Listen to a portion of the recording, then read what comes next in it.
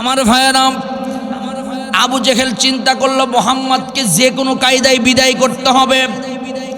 আন্তর্জাতিক অপরাধ ট্রাইব্যুনাল গঠন করলো।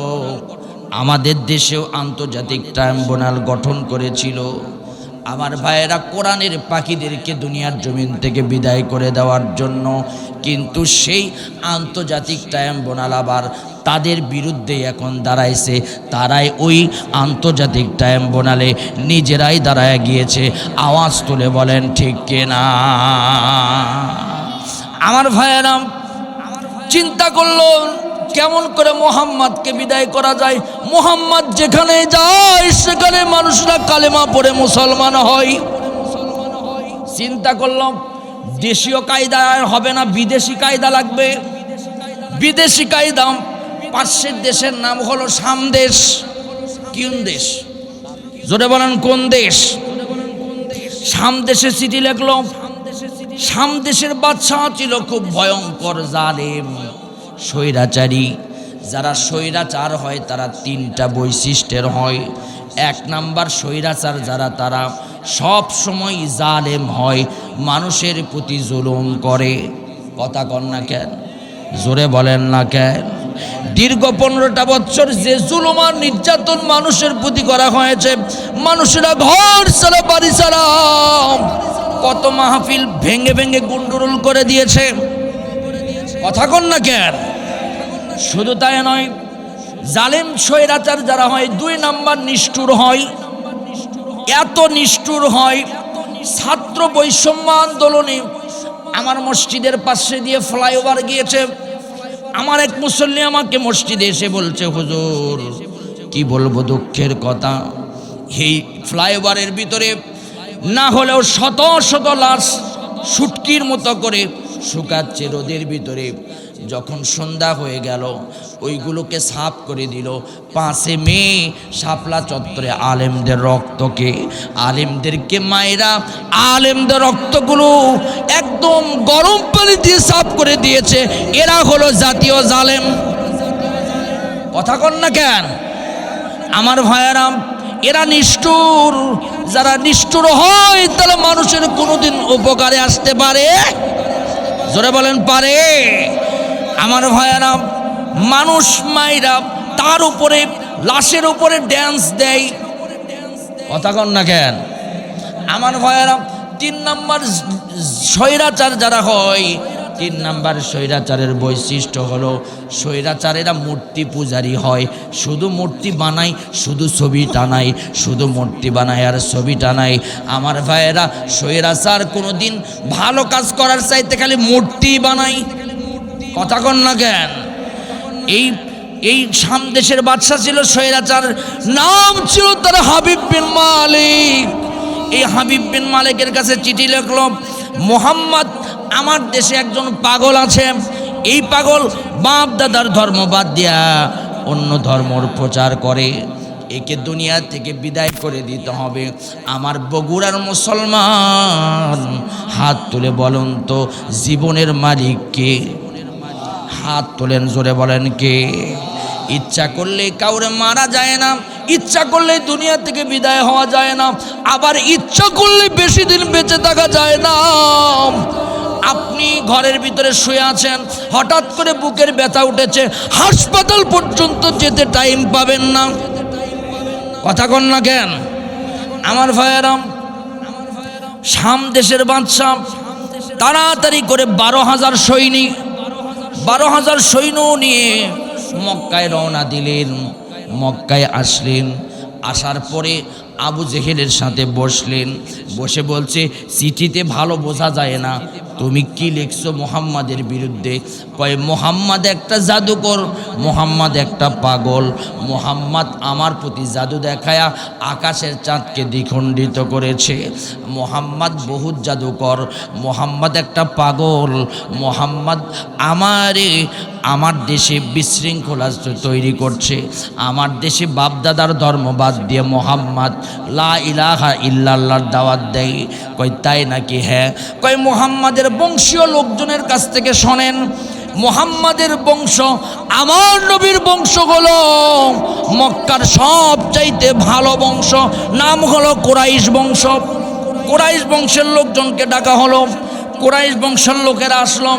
আসার পর কুরাইশ বংশের লোকজনেরা সাক্ষী দিয়ে দিল, বলছে মুহাম্মদ হলো একজন ভালো মানুষ, মুহাম্মাদের চাইতে ভালো মানুষ আর এই মক্কার ভিতরে আর কেউ নাই।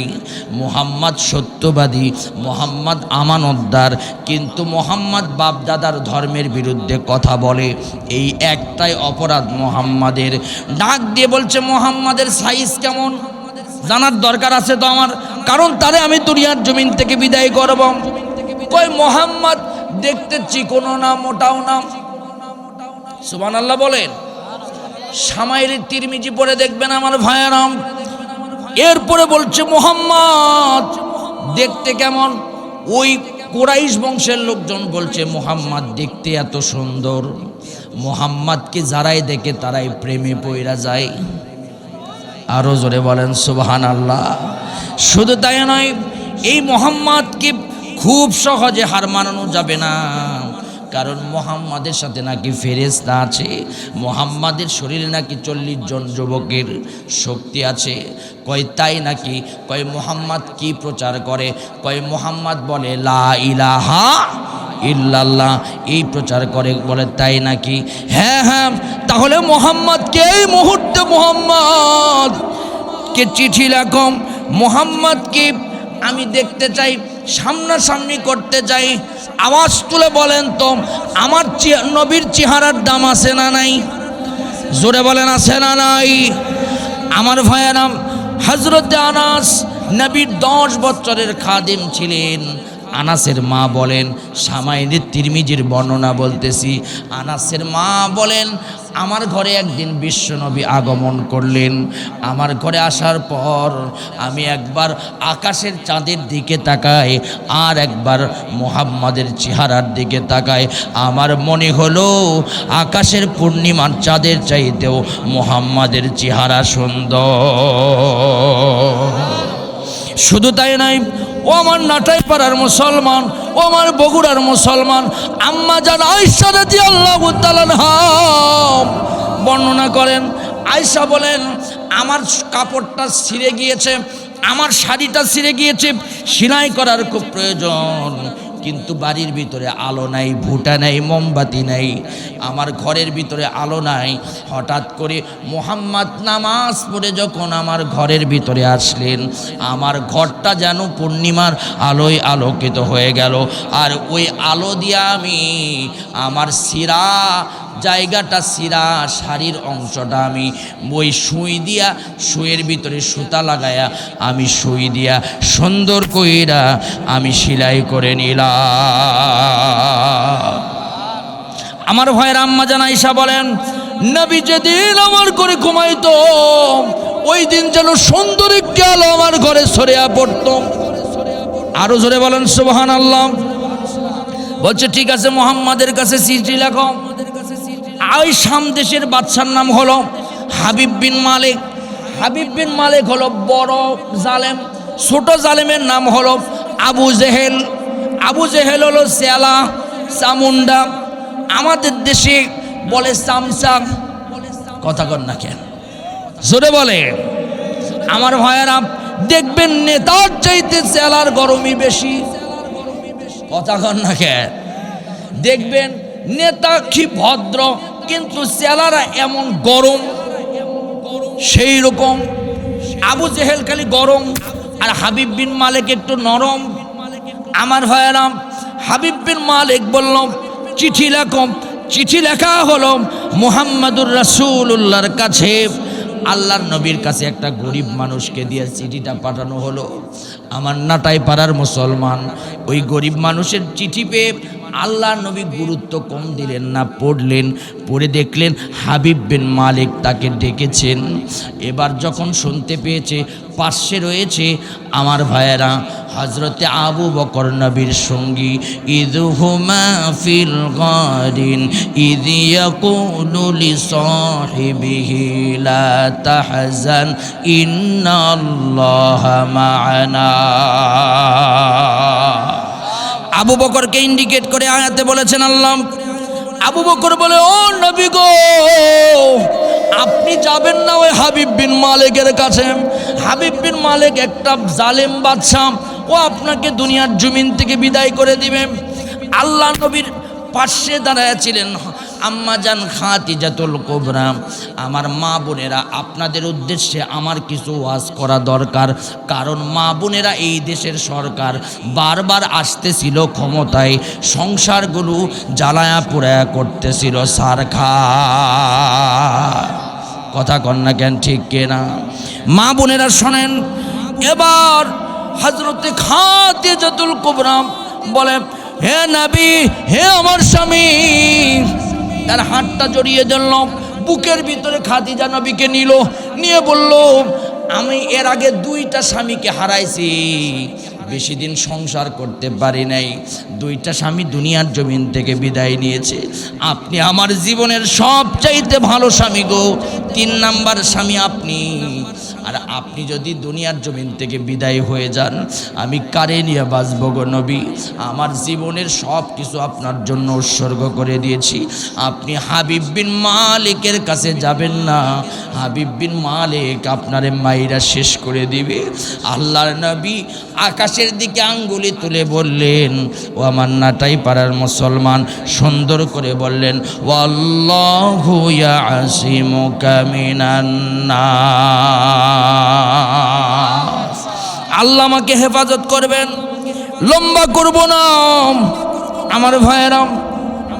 এবার চলে গেলেন হাবিব বিন মালিকের কাছে।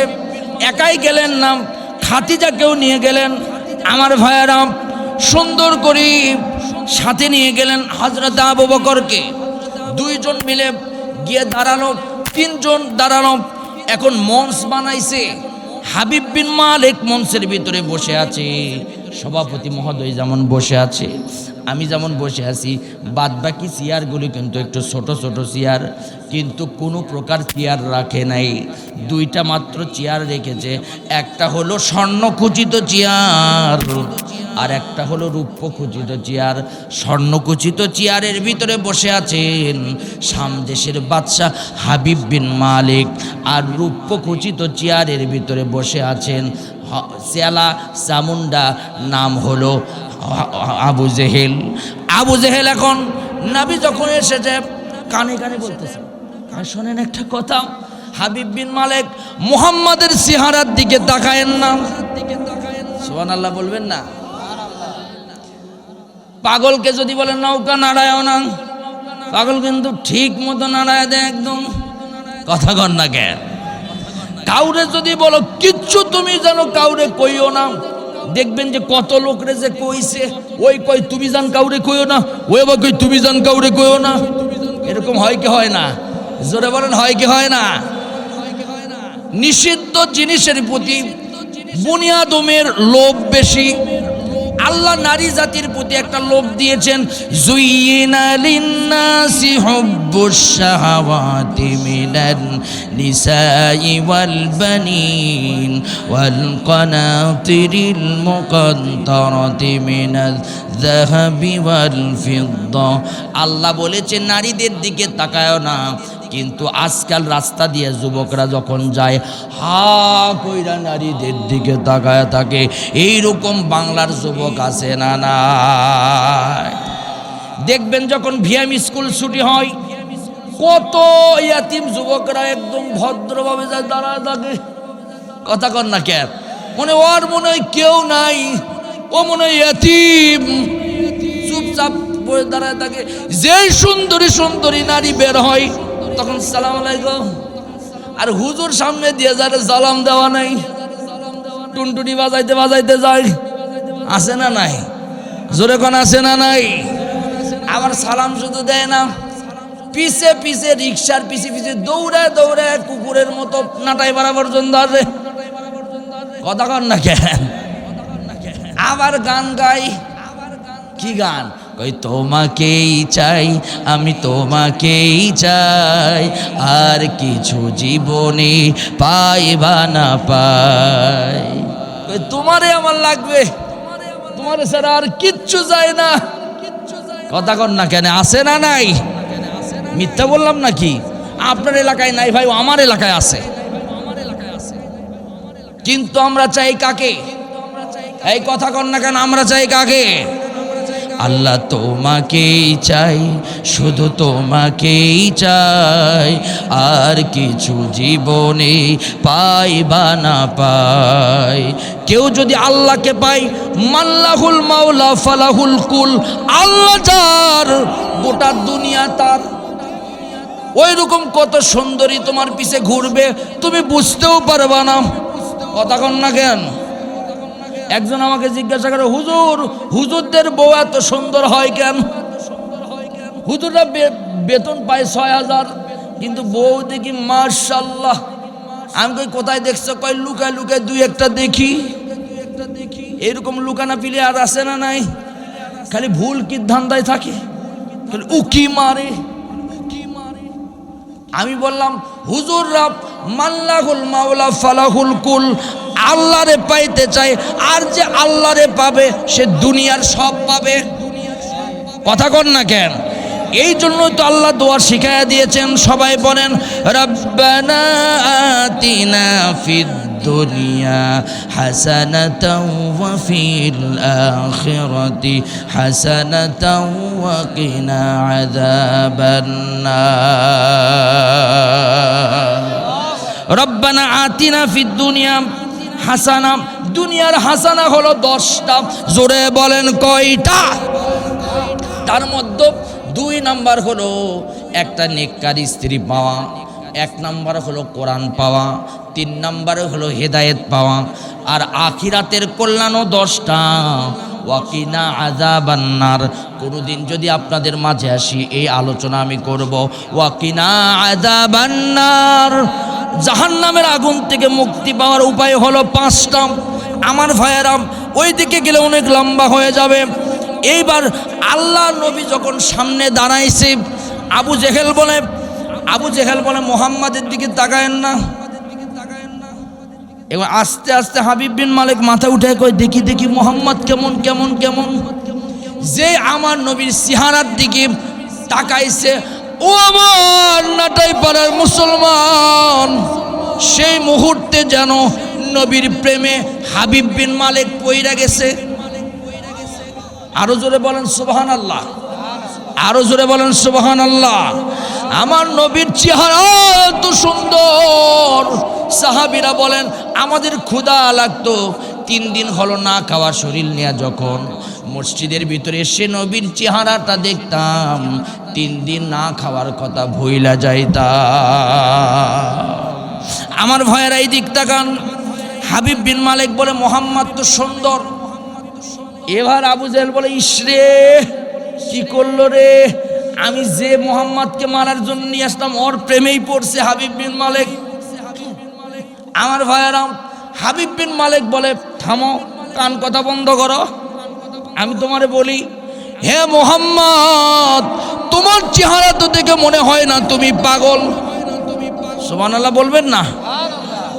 তুমি পাগল মনে হয় না। ও আমার নাটাই পাড়ার মুসলমান, কষ্ট হয় নাকি? আলোচনা চলবে না রেখে দিব, চলবে না রেখে দিব। আমার প্রিয় মুসলমান বন্ধুগণ, আমার হাবিব বিন মালিক তখন নবীর চেহারা দেখে স্বর্ণখচিত চেয়ার থেকে উঠে দাঁড়ালেন। আমি আপনাদেরকে জানতে চাই, সম্মান দেওয়ার মালিককে, অপমান করার মালিককে? আরো জোরে বলেন কে? কুলিল্লাহুম্মা মালিকাল মুলকি তুতিল মুলকা মা তাশাউ ওয়া তানজিউল মুলকা মিম্মা তাশাউ ওয়া তুইজ্জু মান তাশাউ ওয়া তুযিল্লু মান তাশাউ বিয়াদিকাল খায়র ইন্নাকা আলা কুল্লি শাইইন কাদির। সম্মান দেওয়ার মালিক আল্লাহ, বেইজ্জতি করার মালিক আল্লাহ। আমার ভাইয়েরা, ক্ষমতা দেওয়ার মালিক আল্লাহ, চেয়ার আবার কারায় নেওয়ার মালিক আল্লাহ। দেখেন নাই মাত্র 40 মিনিটের ব্যবধানে দাদা বাড়ি দিল্লিতে গিয়ে পড়ছে। কথা কন না কেন রে ভাই? 41 সাল পর্যন্ত থাকতে চাইছে, পারছে নাকি ভাই? জোরে কোন পারছে নাকি ভাই? এই চেয়ারের মালিককে, জোরে কথা কন না, মালিককে। চেয়ারে থাকলে গিয়ার বেশি দেখানো যাবে না, কারণ এই চেয়ারের মালিক আল্লাহ।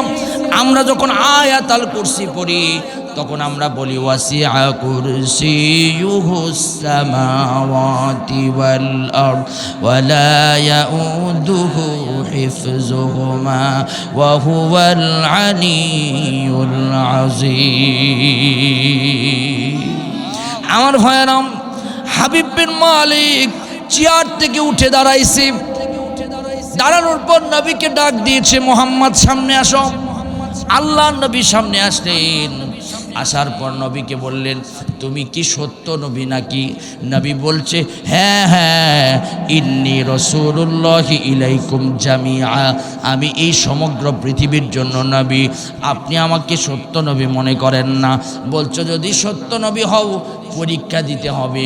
আমার ভাইরা, পরীক্ষা ছাড়া কোনো মুমিন জান্নাতে যাবে না। পরীক্ষা ছাড়া কোনো নবী কিন্তু উত্তীর্ণ হতে পারে নাই। আসাদুল বালা আল আম্বিয়া সুম্মাল আমসাল ফাল আমসাল। নবীরা পরীক্ষা দিয়েছেন, পরবর্তী যুগেরাও পরীক্ষা দিবেন।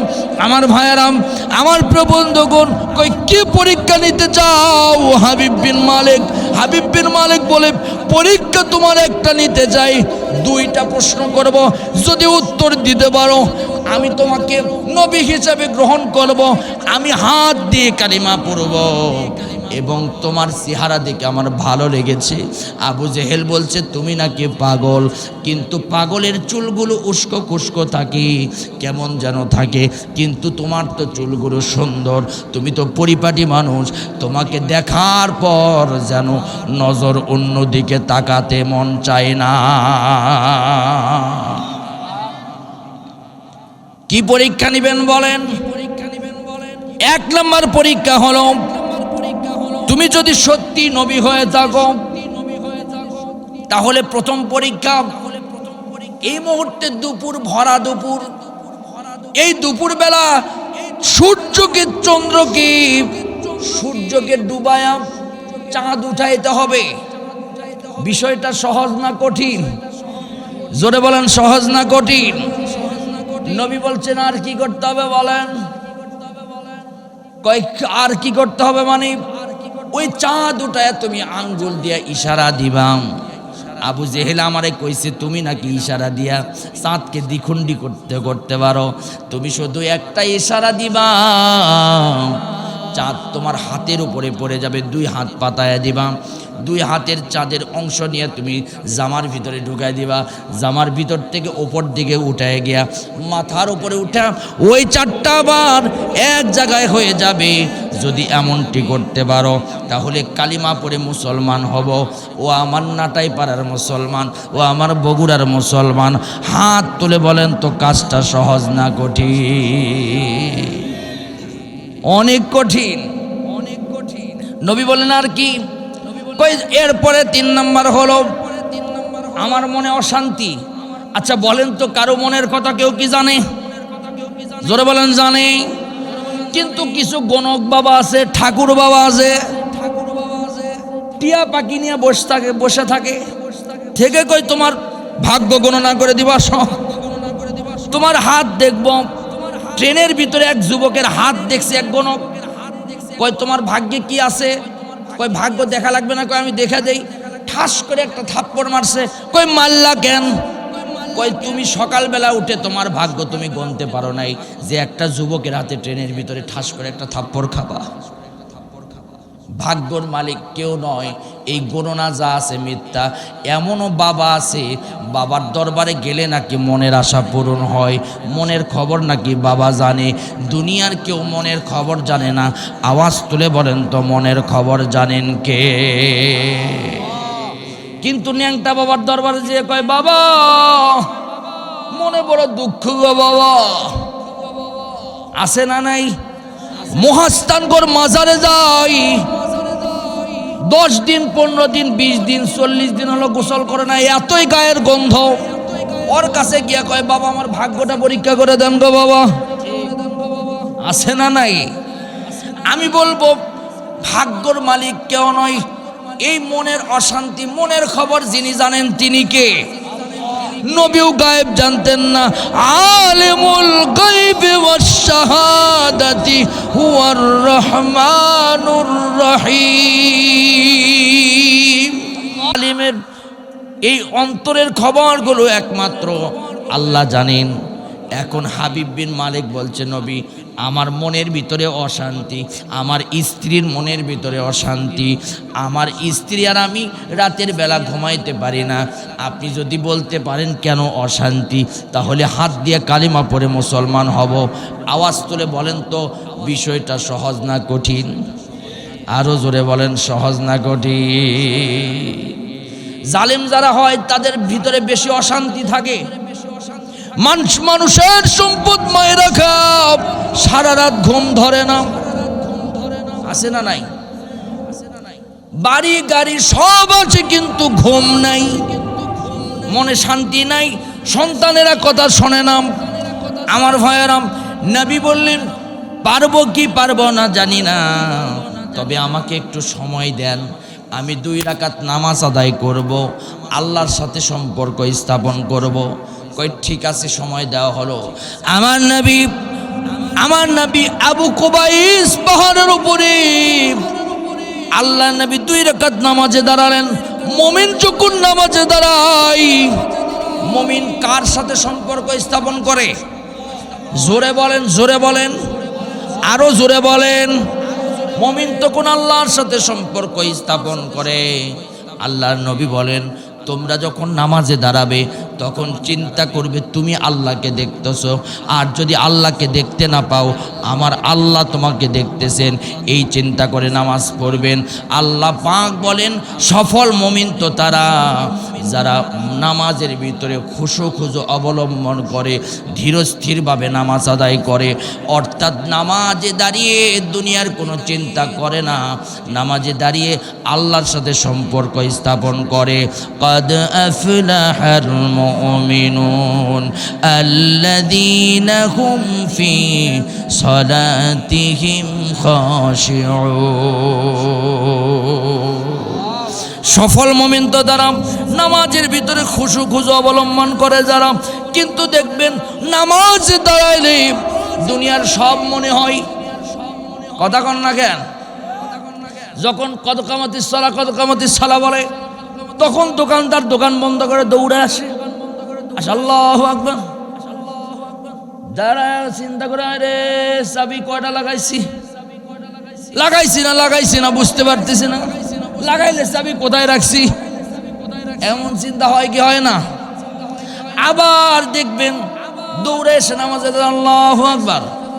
নামাজে দাঁড়ানোর পর চিন্তা করে লোটো থেকে 2700 টাকা দিয়ে জুতা কিনছি, জুতা তো আমার পিছনে রে ভাই, কি যে অবস্থা হচ্ছে তা তো জানি না। এখন আল্লাহর সেজদা দিবে না, জুতার চিন্তা করবে। সুবহানা রাব্বিয়াল আলা না বইলা চিন্তা করে জুতা কোথায়, জুতা কোথায়। কথা কর না কে? এমন হয় কি হয় না? এই জন্য আল্লাহ রাব্বুল আলামিন বলেছেন, মুমিন যখন তোমাকে মুয়াজ্জিন আযান দিবে, হাইয়া আলাস সালাহ হাইয়া আলাল ফালাহ, মুমিন দুনিয়ার কোনো দিকে যাবে না। মুমিন বেচা বিক্রি সব কিছু বন্ধ কইরা দিয়াম, মুমিন আল্লাহর জন্য ছুটে আসবে। কথা কন না কেন? আস্তে আস্তে নামাজের জন্য মনটা স্থির করে নিবে। এই সকল নামাজের ব্যাপারে আল্লাহ পাক বলেন, এই সকল নামাজিরা যারা খুশু অবলম্বন করবে তাদেরকে আল্লাহ পাক জান্নাতুল ফিরদাউসের ওয়ারিস বানায় দিবে। এই জন্য বলেন তো, বিপদে পড়লে দুনিয়ার কাউকে না বলে আমরা বলবো কাকে? মনে শান্তি নাই, ঘরের ভিতরে শান্তি নাই, দুনিয়ার কাউকে বলবো না, বলবো কাকে? হাত তুলে বলেন, বলবো কাকে? আমার ভাইয়েরা, কিন্তু বাংলাদেশে দেখবেন সর্বপ্রথম আগে ফেসবুকে স্ট্যাটাস দেয়, আর না হলে নেতারে ফোন দেয়, বড় ভাই আমার এই হয়েছে, ওই কিচ্ছু হবে না, তুই পার্টি অফিসে আয়, যা হবে সব দেখে নিব। কথা কর না কে? আবার এরকম আছে, এরপরে প্রেমিকারে শেয়ার করে, জানো আমার দুঃখের সীমানা নাই গো।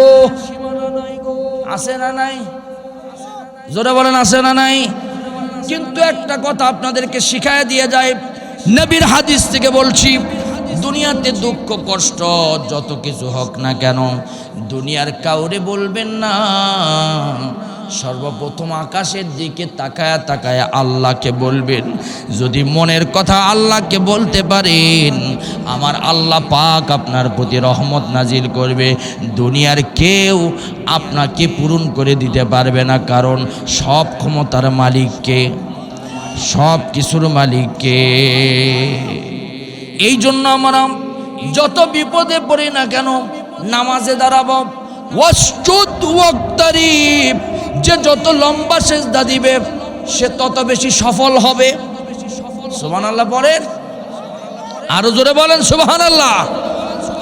আমার ভাইয়েরা, যার নামাজ সুন্দর তার জীবন সুন্দর, যার নামাজে তাড়াহুড়া তার জীবনেও তাড়াহুড়া, যার নামাজটা সুন্দর, যার রুকুটা সুন্দর, যার সেজদাটা সুন্দর, তার জীবনটা সুন্দর, সে ব্যক্তিটা সফল হয়ে যাবে, দুনিয়াতেও সফল আখিরাতেও সফল। নামাজ শেষে যখন বান্দা দোয়া করে, কি দোয়া করে? রব্বানা আতিনা ফিদ দুনিয়া হাসানাতাও ওয়া ফিল আখিরাতি হাসানা ওয়া কিনা আযাবান নার। হাবিব বিন মালিক প্রশ্ন করছে কয়টা? কথা কন না কেন? আরো জোরে বলেন। ওয়াজ চলবে না রেখে দিব? জোরে বলেন, চলবে না রেখে দিব? কতক্ষণ চলবে? বক্তা ময়রাকাত। মা বোনদের উদ্দেশ্যে আমার কিছু কথা বলা দরকার, কারণ মা বোনেরাও এদেশের সরকার বারবার আসতেছে ক্ষমতায়, সংসারগুলো জ্বালায়া পোড়ায়া করতেছে সরকার। কথা কন না কেন? মা বোনেরা ভালো হলে সংসার ভালো, বাড়ি ভালো, ঘর ভালো, সব ভালো। এই জন্য মা বোনদেরকে কিছু অ্যান্টিবায়োটিক ট্যাবলেট দেওয়া দরকার। কথা কন না কেন ভাই? মা বোনদের উদ্দেশ্যে আমার কথা হলো, মা আপনাদেরকে একটা কথা বলবো, আপনাদের ওয়াজও আমি করব, তবে একটা কথা বলে রাখি, মা জান্নাতে যাওয়া আপনার জন্য সহজ, আপনি কঠিন নয় জান্নাতে যাওয়ার জন্য, কিন্তু মারা আমল করতে হবে। কি আমল করবেন, কি করবেন এই কথাটাও বলবো, কিন্তু আমার উপরে একটা দায়িত্ব আছে, দায়িত্ব আগে পালন করে নেই, তারপরে বলবো।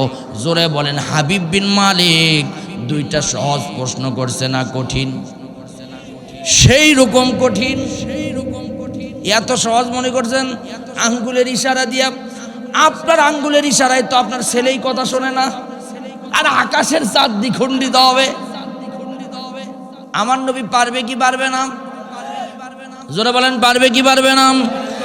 ৪,৫০০ মুজিজা আমার নবীর জীবনে, সবচাইতে বড় মুজিজা হচ্ছে আল্লাহর কোরআন। সুবহানাল্লাহ বলে। কেমন করে পারবে সেই বিষয়টাও আপনাদেরকে বলবো। কিন্তু আল কুবা জামে মসজিদ উন্নয়ন কল্পের আজকের মাহফিল, বড় আশা করে আমার দাওয়াত দিয়েছে, কিছু কালেকশন করা লাগবে। আমিও আপনাদেরকে বিরক্ত করব না, ২-৪ মিনিট। এতক্ষণ যারা এলোমেলো চলেছেন আমি কিচ্ছু বলি নাই, কিন্তু এখন একটা যুবক উঠতে পারে। মালিক কয়টা প্রশ্ন করছে? জোরে কথা কন না কেন? কয়টা? ১ নাম্বার হলো আকাশের সূর্য ডুবা চাঁদ উঠাইতে হবে দিনের বেলা। এই চাঁদকে আবার দ্বিখণ্ডিত করতে হবে। সহজ না কঠিন? জোরে বলেন, সহজ না কঠিন? ভাইয়েরা আমার, একদম চুম্বক কথাই বলবো, মা বোনদের উদ্দেশ্যে একটু নসিহত করে দিয়ে যাব, তারপরেও 10টা মিনিটের ভিতরে মোনাজাত দিব। একটু কথাগুলো বোঝার চেষ্টা করবেন, শোনার চেষ্টা করবেন। হাবিব বিন মালিককে বিশ্বনবী মোনাজাত করলেন, আল্লাহর কাছে বললেন, রব্বুল আলামিন, আমার জন্য নয়, কোরআনের সম্মানে তুমি আমাকে এই মুজিজা প্রকাশ করার শক্তি দাও। আল্লাহ রাব্বুল আলামিন জিবরাইলকে প্রেরণ করে জানায় দিলেন, ও জিবরাইল, যাও এই মুহূর্তে আমার নবীকে বলো, আমার নবীর সাথে আল্লাহ পাক 12,000 ফেরেশতা দান করে দিবেন। সুবহানাল্লাহ বলেন। হাবিব বিন মালিক 12,000 সৈন্য নিয়ে আমার নবীকে মারার জন্য এসেছে। আমার আল্লাহ পাক আরশে আজিম থেকে 12,000 ফেরেশতা পৃথিবীতে নাজিল করবেন। এরপরে আমার নবীকে আল্লাহ পাক শক্তি দান করবেন। আল্লাহর নবীর নামাজ শেষ করে হাবিব বিন মালিককে বললেন, আসেন। মাকামে ইব্রাহিমের পাশে দাঁড়ায় গেলেন।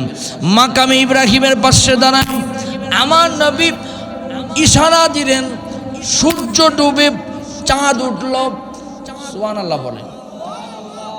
আল্লাহ নবী সেই চাঁদকে হাত দিয়ে ইশারা করলেন, দ্বিখণ্ডিত হয়ে গেল। এরপরে আল্লাহ নবী 2টা হাত পাতায়া দিলেন। 2টা হাতের ভিতরে ওই চন্দ্রটা, ওই চাঁদটা আল্লাহ নবীর 2টা হাতের ভিতরে পড়ে গেল। 2টা হাতের ভিতরে পড়ে যে জামার আস্তিন দিয়ে ভিতরে ঢুকে মাথার উপরে উঠে গেল, আবার জোড়া লেগে গেল। এটা দেখে হাবিব বিন মালিক চিন্তা করলো, মোহাম্মদ তো জাদুকর নয়, মোহাম্মদ তো পাগল নয়, মোহাম্মদ হলো সত্যিকার আল্লাহর নবী। ডাক দিয়ে বলছে, আমার আর একটা পরীক্ষা আছে। সেই পরীক্ষা কি? ডাক দিয়ে বলছে, আমার মনে অশান্তি কেন? আমার স্ত্রীর ঘুম হয় না, আমার ঘুম হয় না।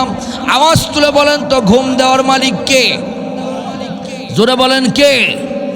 আমার ভাইয়েরা ডাক দিয়ে বলছেন, আমার নবী বলছেন, অশান্তির কারণ হলো আপনার ঘরে একটা মেয়ে আছে, 2টা হাত নাই, 2টা পা নাই, 2টা চোখেও দেখে না, 2টা কানেও শোনে না, শুধু মাটির ওপরে পয়রা আব্বা আব্বা আর আম্মা আম্মা বলে চিৎকার মারে।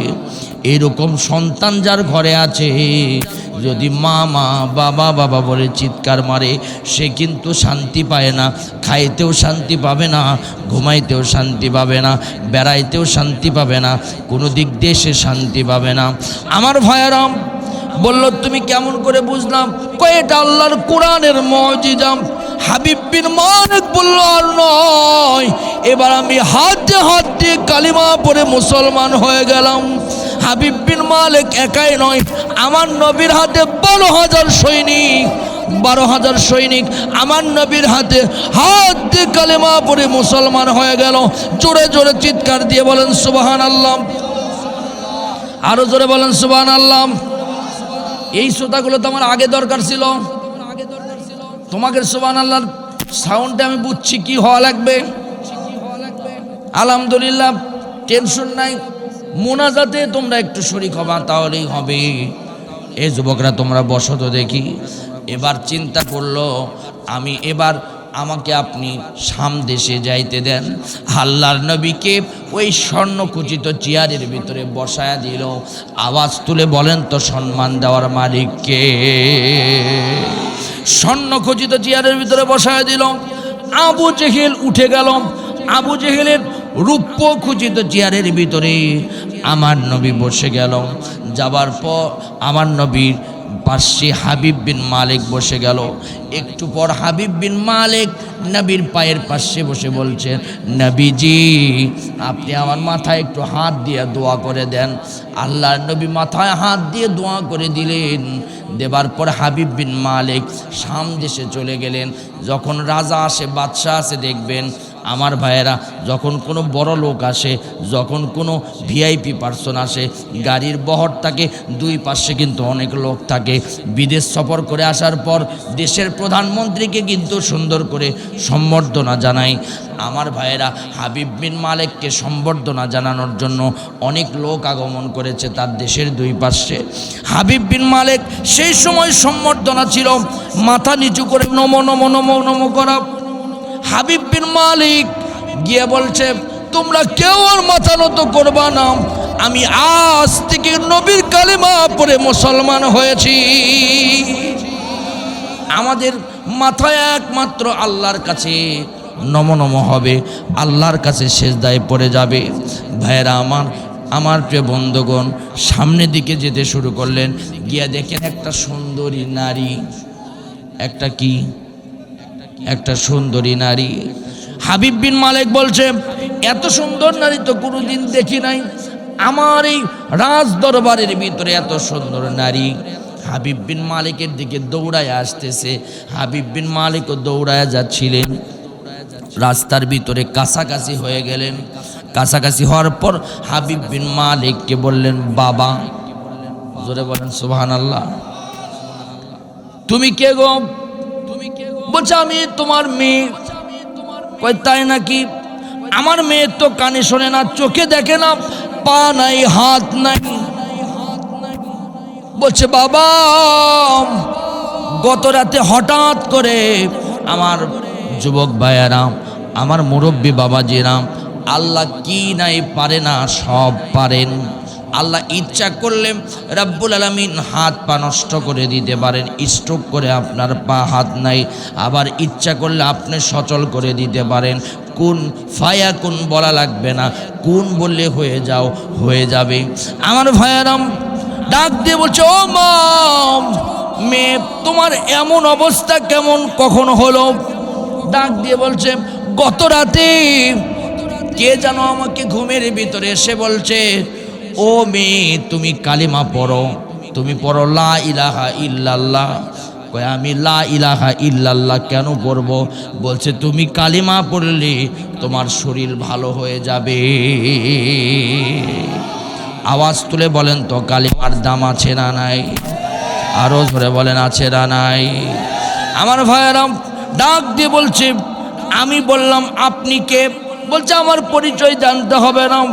কই, আমার সামনে এইরকম চেহারার হাবিব বিন মালিক দুইটা চোখ বন্ধ করে নবীর চেহারার সাথে চেহারাটা মিলাইতে লাগলেন।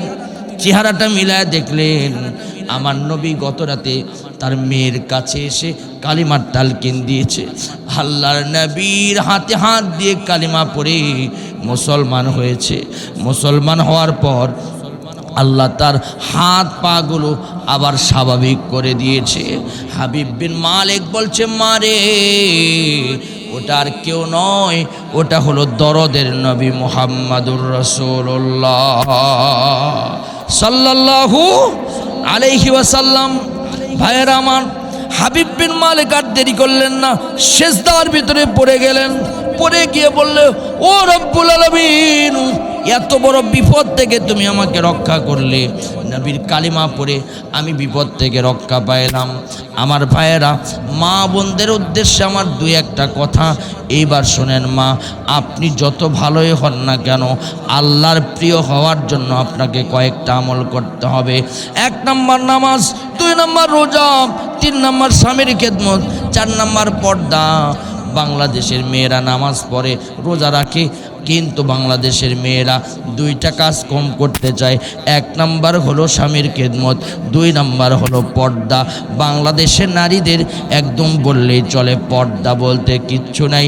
শাড়ি নামক মশারি পইরা রাস্তায় বের হয়, এই রকম নারী বাংলাদেশে আছে না? না। আমার ভাইয়েরা, বিশ্বনবী যখন এই ওয়াজ করলেন, ফাতেমা নবীর কাছে গিয়ে বললেন, ইয়া রাসূলুল্লাহ, ইয়া হাবিবাল্লাহ, 4টা আমলের ভিতরে সবচাইতে দামি কোন আমল? আল্লাহর নবী বললেন, সবচাইতে দামি আমল হলো পর্দা।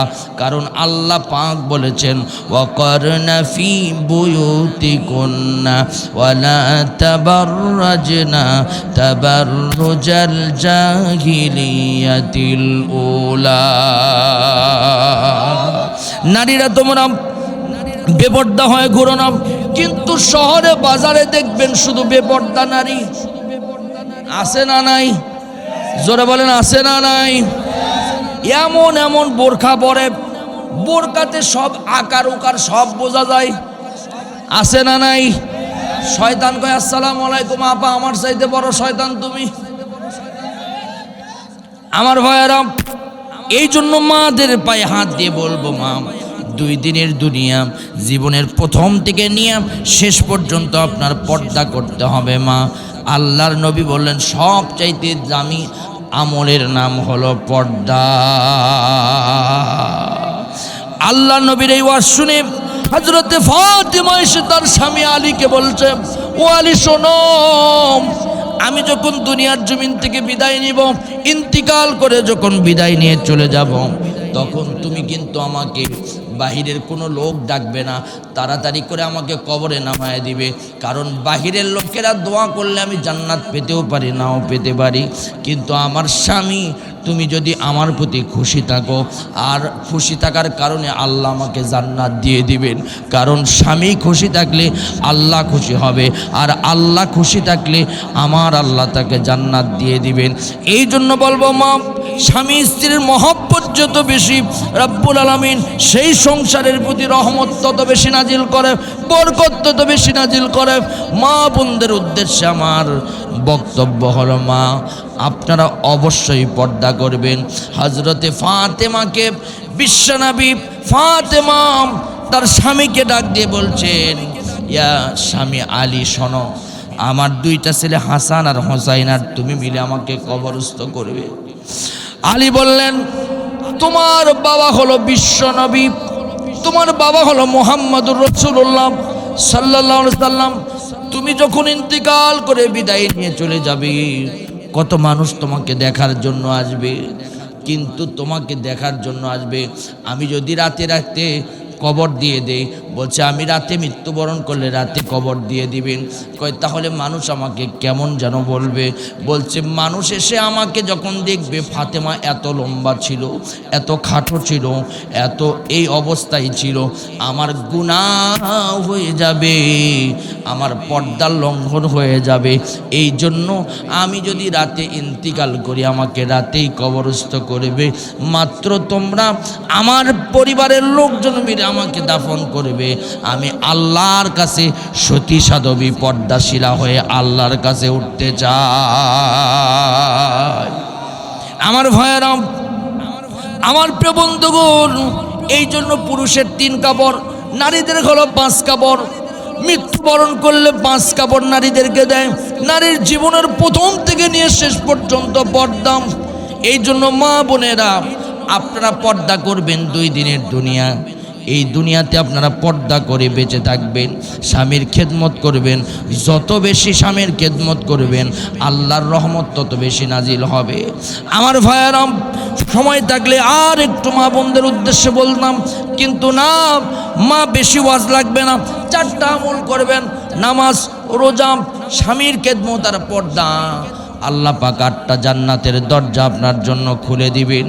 মারা সতীত্বর হেফাজত করবেন, মারা কথার জবানকে হেফাজত করবেন, কণ্ঠ উঁচু করবেন না, মারা সব সময়ের জন্য নিজেকে আবৃত করে রাখবেন, মানুষের সামনে প্রকাশিত হবেন না। আমি মাদেরকে বলবো, ও মারা বেশি বেশি দান সদকা করবেন, আপনি বেশি বেশি নফল নামাজ পড়বেন। আল্লাহ পাক আপনাকে এই আমলগুলোর কারণে জান্নাতে কবুল করবেন। জোরে জোরে বলেন আমিন। আমার আলোচনার শেষ ফিনিশিং কথা হলো, সূরা আনফালের ভিতরে আল্লাহ পাক বলেছেন নবীর প্রতি 3টা ষড়যন্ত্র হয়েছিল। ওয়া ইযি ইয়ামকুরু বিকাল্লাযীনা কাফারু লিয়ুসবিতুকা আও ইয়াকতুলুকা আও ইউখরিজুকা ওয়া ইয়ামকুরুনা ওয়া ইয়ামকুরুল্লাহ। 1 নম্বর ষড়যন্ত্র হলো নবীকে যাবজ্জীবন জেল, 2 নম্বর হলো আউ ইয়াকতুলুকা, নবীকে হত্যা করবে, 3 নম্বর হলো নবীকে দেশ ছাড়া করবে। কিন্তু আল্লাহ পাক পরবর্তীতে জানায় দিয়েছেন, আয়াতের শেষ অংশে ওয়ায়ামকুরুনা আল্লাহ পাক জানায়া দিয়েছেন ওয়ায়ামকুরুনা ওয়ায়ামকুরুল্লাহ ওয়াল্লাহু খায়রুল মাকিরিন।